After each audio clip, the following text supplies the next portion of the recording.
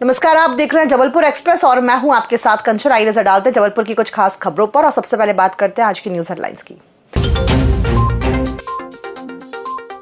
एकलव्य छात्रावास से 3 नाबालिग छात्र लापता।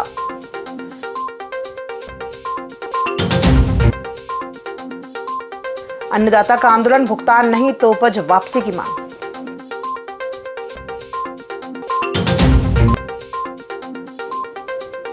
दबंगों की दबंगाई, महिला व बच्ची से मारपीट का सीसीटीवी आया सामने।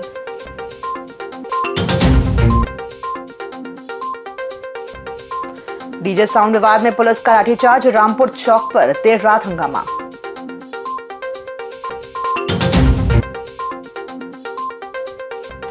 और फ्लाईओवर की मांग तेज, जाम से मिलेगी राहत।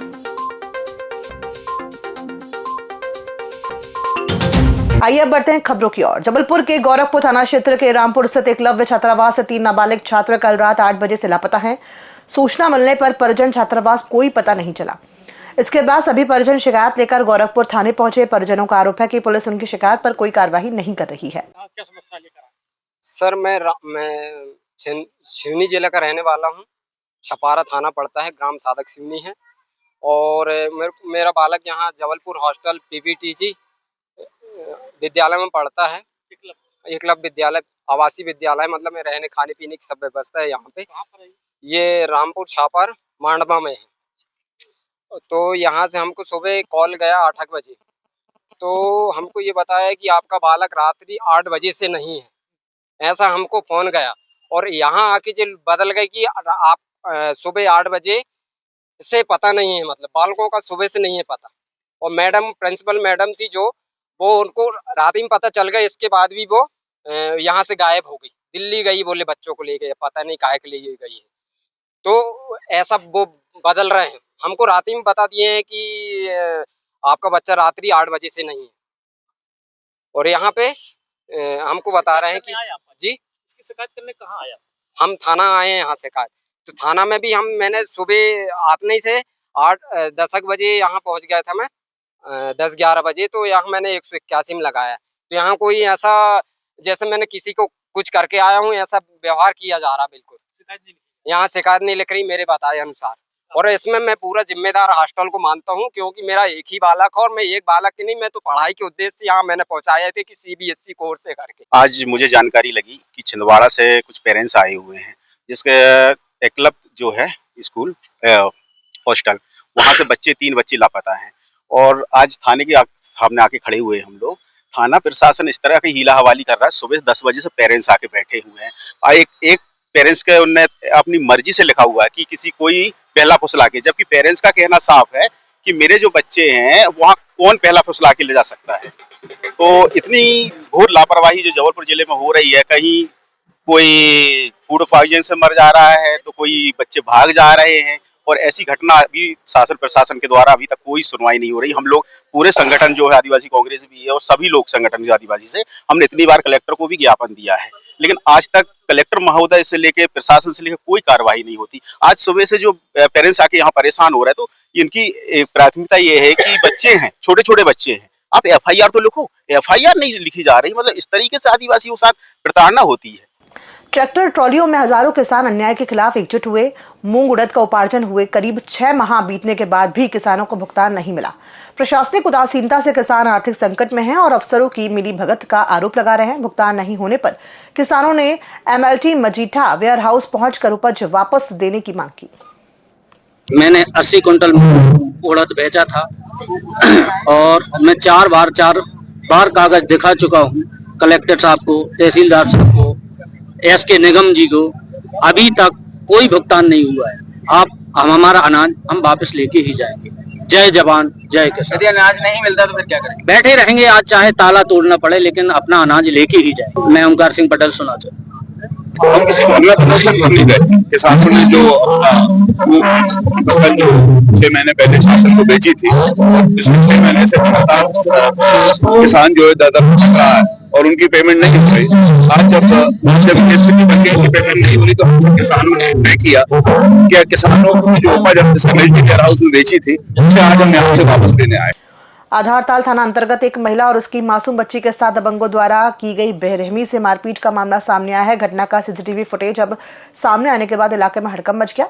वीडियो में साफ देखा जा सकता है कि दबंग बेखौफ होकर महिला और बच्ची पर हमला कर रहे हैं। पीड़ित परिवार ने पुलिस से सख्त कार्रवाई की मांग की है। आज सुबह मैं आधारताल सिंह ड्राइविंग स्कूल के पीछे रहती हूँ। उन्होंने मेरे को जान से मारने की कोशिश की। राहुल यादव, सुनीता यादव, बबीता यादव, मंदाकिनी यादव, बीसू बंगाली, सरस्वती बंगाली और रोहित यादव, इन लोगों ने चारों ने मिलकर मेरे को बहुत मारा, इतना अति से ज़्यादा मारा। मेरी रीढ़ की हड्डी की बुरिया में भी दिक्कत है कि हाथ की उंगली फ्रैक्चर हो चुकी है। मेरी बच्ची को इतना तेज मारा है कि उसको पूरा नीला पड़ा, पत्थर उठा के मारा हुआ है उसको भी। तो ऐसे तो आए दिन विवाद, पूरी रेता मेरे घर के अंदर, आए दिन कुतिया कमीनी कुछ भी। कल भी नहीं थी तब भी उनने मेरे को मारपीट करने की कोशिश की।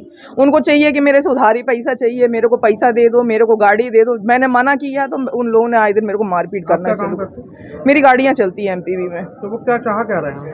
उनको कुछ नहीं है कि सिर्फ हमें गाड़ी घोड़ा दो, जो हम मांगे वो करो, जिस एक टाइम पे तुम हमारी खड़ी रहो।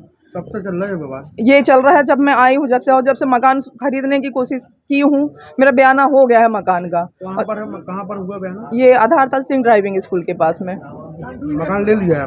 बयाना हो गया है मेरा। क्या चाह रहे हैं उन लोग चाह रहे हैं कि तुम भाग जाओ यहाँ से, मकान छोड़ के। आए दिन उनका यही रोना है, और कहीं पे भी जाते, पार्षद के पास में भी जाएंगे तो कहेंगे तुम मकान छुड़वा दो, इनसे खाली करवा दो।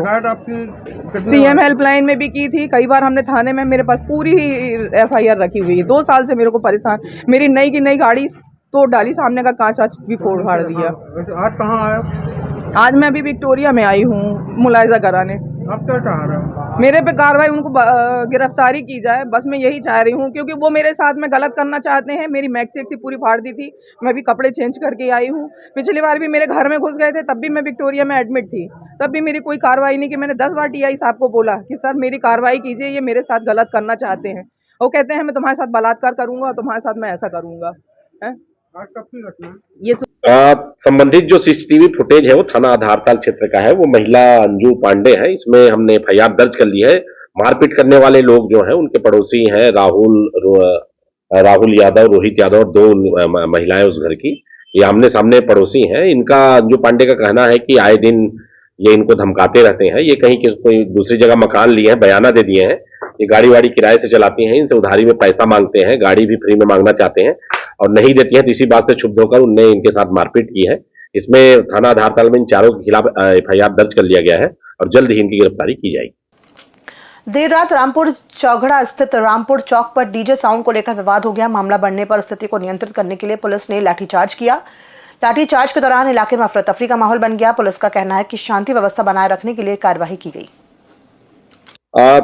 थाना गोरखपुर में कल गोरखपुर के व्यापारियों के द्वारा रात्रि में शिकायत की गई कि तेज आवाज में कोई DJ बजा रहा है। जब इसमें थाना प्रभारी और CSP मौके पर पहुंचे तो नर्मदा मैया की प्रतिमा को लेकर कुछ लोग जा रहे थे। अत्यधिक भीड़ थी और वो 10:30 जो हमारा सुप्रीम कोर्ट की गाइडलाइन है उसके उपरांत भी 11 के बाद भी वो वहाँ तेज आवाज में DJ बजा रहे थे।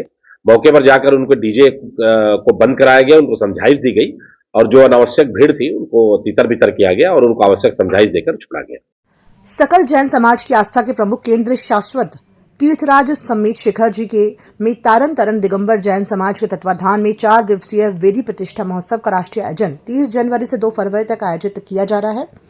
जिन शासन सेवक दीपक राज जैन ने बताया कि इस मंगल महोत्सव में भाग लेने के लिए संस्कारधानी जबलपुर और छिंदवाड़ा जिले से बड़ी संख्या में जैन श्रद्धालु समेत शिखर जी के लिए रवाना हुए। तीर्थयात्रियों को रेलवे स्टेशन पर सकल तारन तरन जैन समाज की ओर से शरद जैन और श्रीमती आभा नीरज जैन द्वारा आत्मीय स्वागत कर विदाई दी गई।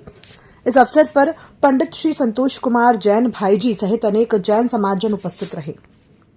जय जिनेन्द्र बंधुओं, बहुत ही मंगलमय प्रसंग है।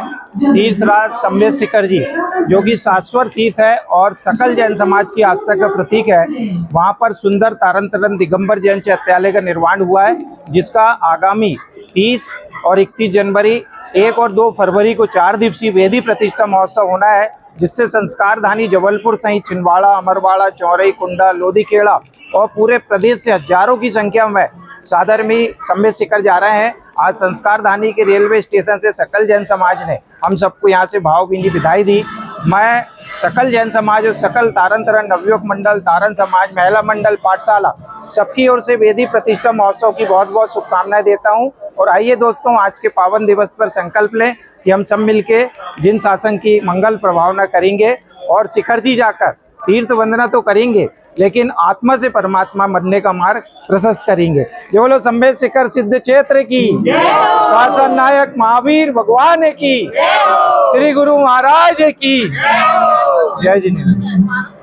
बाबा साहब अम्बेडकर चौक से शहीद अब्दुल हमीद चौक तक प्रस्तावित फ्लाईओवर की लंबे समय से मांग की जा रही है। करीब 2500 मीटर लंबे इस फ्लाईओवर से घमापुर, मदार टेकरी, ब्योहार बाग सहित घनी आबादी वाले क्षेत्रों को सीधा लाभ मिलेगा। शमशान घाट, कब्रिस्तान, जिला अस्पताल और न्यायालय मार्ग पर शव यात्रा व रोजमर्रा की आवाजाही से घंटों जाम की स्थिति बनती है। 2019 में शासन स्तर पर प्रस्ताव भेजा गया था।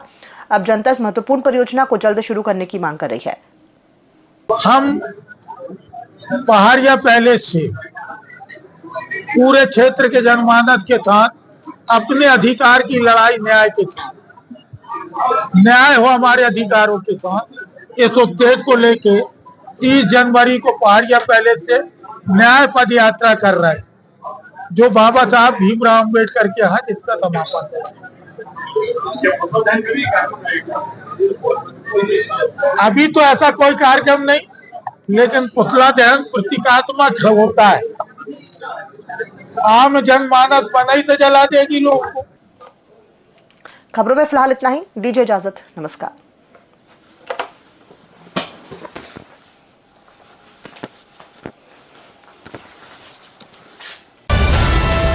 ईएमएस टीवी के YouTube चैनल को सब्सक्राइब करें और बेल आइकन दबाएं, साथ ही ईएमएस न्यूज ऐप डाउनलोड करें।